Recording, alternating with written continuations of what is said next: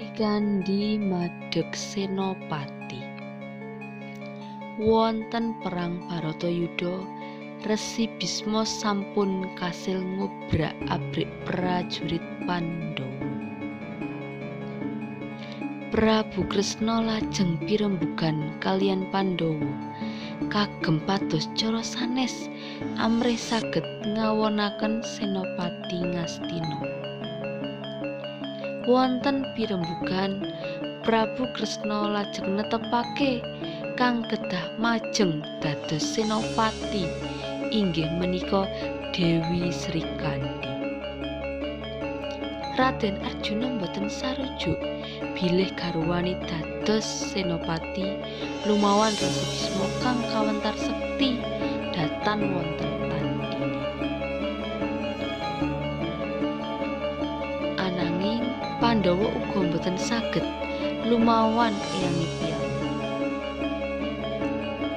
Miturut Prabu Kresna, bilih Dewi Srikandhi madheg senopati, Resi Bisma boten bakal lumawan amarga sampun nate sumpah boten musuh wanita.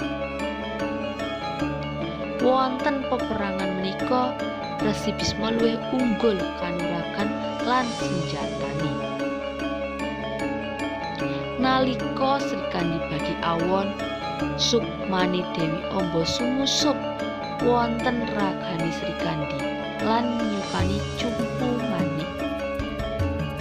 Mangertos kadadosan menika, Resi Bisma emot bilih ngenjang Dewi Amba bakal methuk wonten patinipun. Resi Bisma lajeng boten nyerang Dewi Srikandhi. Srikandhi ngeculke jemparing kagungan garwane. Resi Bisma kang kenging jemparing menika lajeng ambruk. Raden Arjuna ngaturi bantal saking ceklekan panah kagem nyangga janggane Resi Bisma. Kados janjinipun, Resi Bisma badhe ningali perang Bharatayuda ngantos bibar lajeng tumekaning seda minangka senopati